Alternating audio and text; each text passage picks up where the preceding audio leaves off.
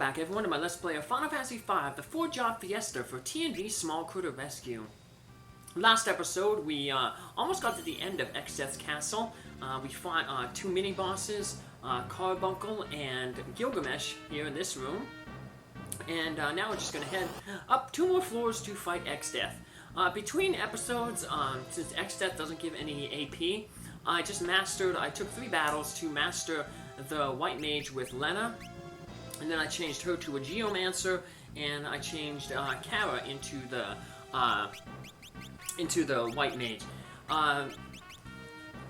Lenna is going to leave the party for a while after this. So that's why I'm going to make her the Geomancer, because everybody has already mastered the Geomancer job. So her not being in the party and being in that job won't affect the other people and their growths and jobs. So Exdeath, you can't get away with this. This Exdeath's going to bring up a good point. Ha ha ha, do you even know what I'm trying to do? What? I'm returning the world to its original form. To a world of evil. No, you don't understand. I won't let you interfere. And now we get to confront Exdeath. Exdeath is weak to holy, so we're going to be breaking those holy rod, those light staffs that we got in the Guido's cave. So Exdeath mainly focuses on magic, especially when he gets to his second phase, when he gets down to about 1500 health. So we're going to want to make sure that we put the shell status on all our characters. That's why I had Faris changed to white magic. So everybody has white magic as their secondary ability. That way they can cast the shell spell on themselves or on somebody else. So Exdeath tends to open up with that Condemn spell. If it hits somebody, it's a blue magic spell. If it hits somebody, they have 30 seconds before they're doomed. So it's basically a 30-second doom timer. So once Faris gets knocked out from that Condemn, we'll just bring her back to life and re-establish the shell. Toward the once Exdeath gets into a second phase, he just starts spamming high-level magic, but the shell is going to basically protect us from that magic. Some of that magic could one-shot some characters, but with the shell up, it basically, like I said, cuts the damage in half. So it'll be really, really useful to have shell up. Luckily, none of our characters are a multiple level 3, so whenever we cast level 3 flare, it's a total waste of a spell. I mistimed that wall spell that just had Lenna cast on herself. Like I said, when he gets into a second phase, he can start spamming level 3 spells, and if you have the wall spell up, they'll bounce off of your characters and back onto him. That's where the reflect rings would come in handy, because wall only lasts a certain amount of time, unless you wear off, but if you get the bonus from like an item that equipped, like the reflect ring, then it's permanent, it stays throughout the entire battle. That's going to be really important, because later on we get these accessories called Hermes shoes, which inflicts the haste status on your characters. Makes them act twice as fast. So yeah, he's in his little phase here now. In the phase 2, where he's just going to be spamming the vacuum wave and the level 3 type spells. When he casts the spell, unfortunately that removes the shell status from your character, so you might have to put it back up. That's why it's important that we had everybody have the white magic as their second ability, so that anybody can put the shell status back up on characters. So, if you are going with the reflect ring status, remember your healing spells will reflect off of you back onto him. So you have to use for healing. You have to use items like the high potions or elixirs. T&V's obviously keeping himself healed by using the Drain Sword. Drain Sword's very good against enemies, bosses that have no elemental weaknesses. It just helps keep your character alive. T&V also has that Flame Shield, so if he gets hit with a fire spell, I could have equipped the core ring. That would have protected us from ice spells if he cast any, but it would have made whoever's equipping the core ring weak to lightning, and Exdeath can't cast the lit 3, so we protect against one thing, ice 3, but we'd have a weakness to bolt 3. And he's really doesn't like Cara too much. Maybe he's mad at her because of what her grandfather did to him. Galuf stopped him and destroyed one of his crystals back in the forest of Meow. So, like I said, as long as you play defensively, keep the shell up on your characters, you should be okay. We also have a little bit of extra defenses with the elf cape accessories, and whoever doesn't have the elf cape accessories, we can have them equip the guardian. So basically that gives everybody, 25% chance to avoid physical attacks. In Vacuum Wave there is a physical attack. That's his main physical attack there, Exdeath. So, once again, unfortunately, we're not getting too many sword dances. Luckily, there's an accessory later on in the game that increased the amount of... there's an armor, accessory, and a hat that all increase the amount of chance that sword dance comes up.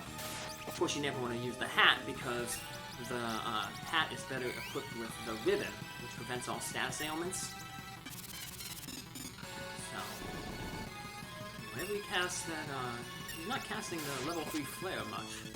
That's always a wasted turn. And whenever you use Aspire 3 on TNV, that's also another wasted turn.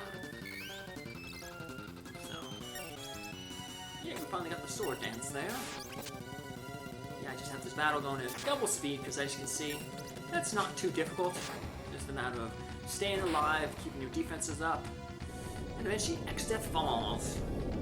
And he gives no experience, no AP, nothing, so that's why I wanted to master that White Mage job so I can put Lenna in the Geomancer job.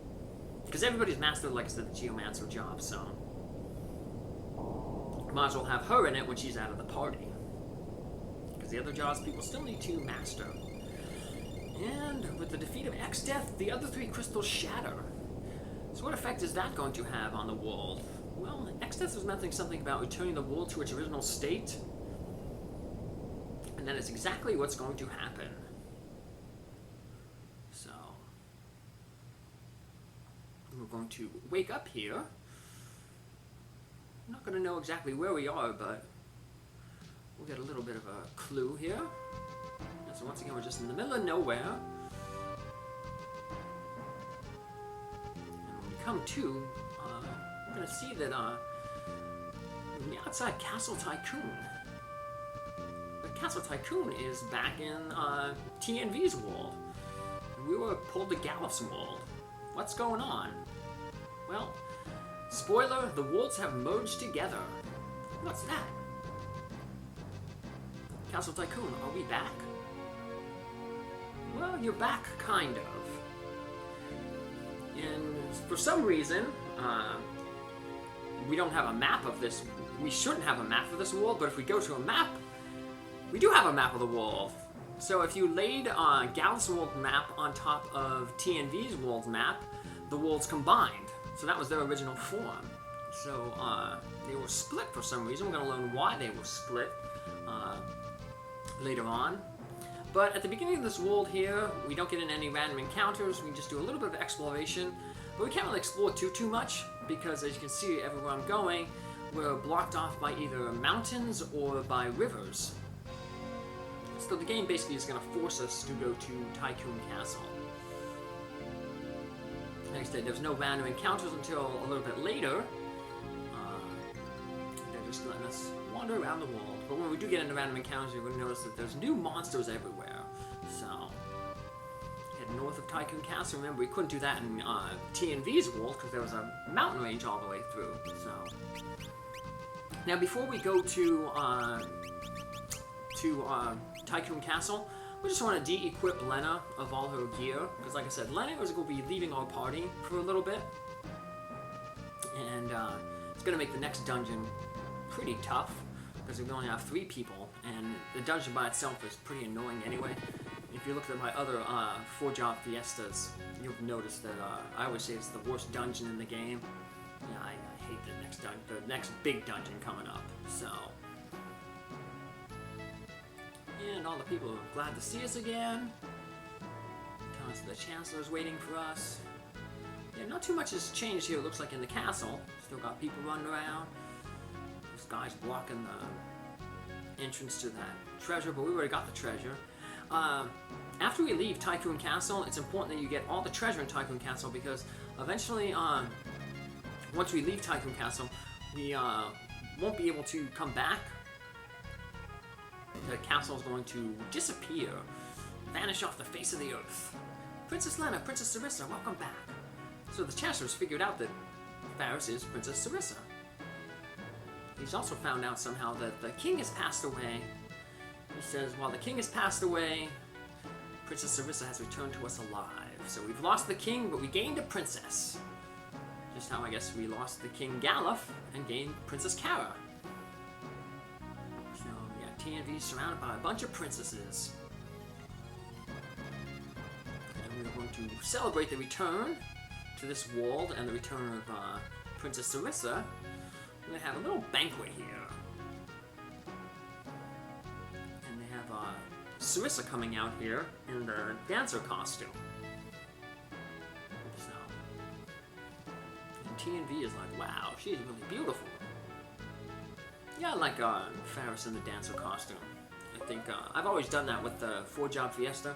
I've always tried to keep the person in the who has the coolest sprite in the specific job in that job.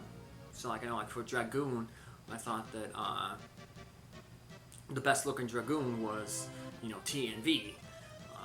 In this Fiesta, I think, you know, the best looking white mage is TNV probably.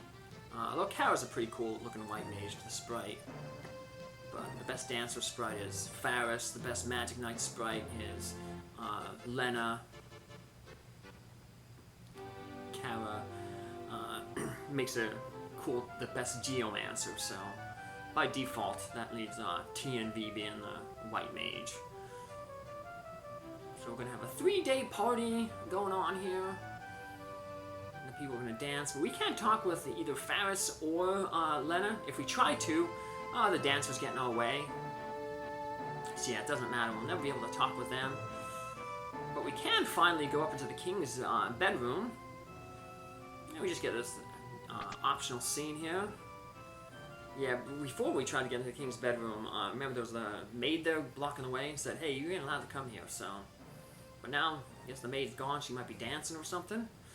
And I get to read this book about Princess Sarissa gonna go on a ride on the Hiryu. You get to see her behind the windows there, getting chased by her father.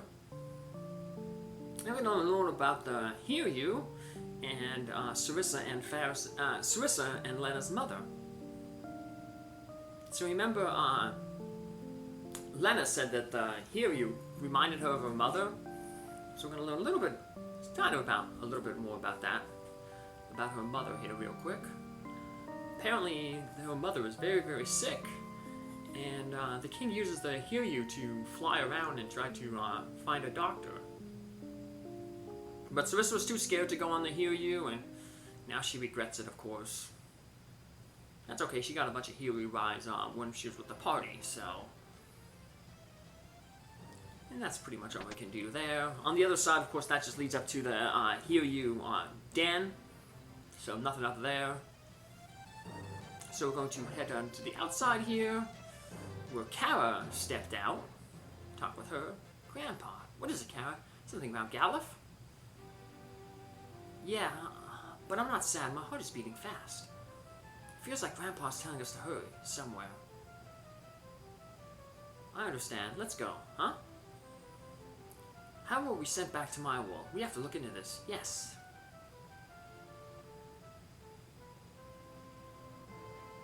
And now we're back to a two-person party. So we'll just leave here. Cara's gonna be like, wait, what about the princesses? We're like, well, we can't talk with them, and nothing we can really do. So, TV said nothing we can do for them. And we're just gonna head out on our own. But as you saw earlier, we can't really go many places. But luckily when we tried to leave the castle, it just so happened to, like Final Fantasy I, after we rescued Princess Sarah from Garland in Final Fantasy I, the king built a bridge to cross the channel above Corneria Castle. Well, in this game, after we leave, the king, or I guess the chancellor, because the king isn't around, the chancellor is going to build a bridge over to the west. And that allows us to get to the pirate cave, which will allow us to get Boko, and Boko can cross water. We saw that in Final Fantasy IV, when you got a yellow chocobo, they could cross the water. And this lady had a feeling that Faris was Princess Sarissa. It's all been confirmed. I said not much else really to do here. That one person to the left mentioned that, you know, we saw it earlier, that there's a weird split above the sky. And this one lady here is going to mention something similar. So, it's wonderful, isn't it? But I keep noticing that the sky looks strange. And moreover, only the sky over Tycoon. So that's kind of ominous. Everybody else doesn't really say anything else here. Tell us to all be careful. The lookout's going to tell basically to look on the lookout. Funny how the lookout doesn't say anything about, like, the, you know, he's the lookout. He should be looking, have good eyes and see everything. But he doesn't mention anything about that strange warp above the sky. But if we try to, when we try to leave the castle, right before we leave, this guy's going to come, and like I said, he's going to tell us that there's a bridge now being built. Well, the bridge that was being built is finished. And that opens up a little bit more of the world. I wonder if Boko could be in the cave to the west. Who's Boko? The chocobo used to ride on. Really? What, you don't believe me? At TMV, you couldn't ride the Hiryu well at all. What are you talking about? Ooh, I'm getting defensive. Dunk. Yeah, they're playfully sparring, I guess, with one another. I forgot to talk with that guard, so he doesn't really say anything, but he just reminds us that, you know, hey, the party's still going on. We can still hear it. So, yeah, the party... I know they said the party's going to last 3 days, so you might think, well, I'm just going to, you know, pitch a cabin here or tent and rest for 3 days, and then I'll head back into the party and the party will end. No, the party will never end. You can spend 1,000,000 tents and cabins, and yeah. The only way to advance the game is to head across the bridge and head up to the pirate cave to go get Boko. And that's exactly what we'll be doing in our next episode, so make a save right here. Once again, we still don't have any enemies. They won't appear until after we have a little boss battle. But that'll be in the next episode. Take care, have a good one. Bye!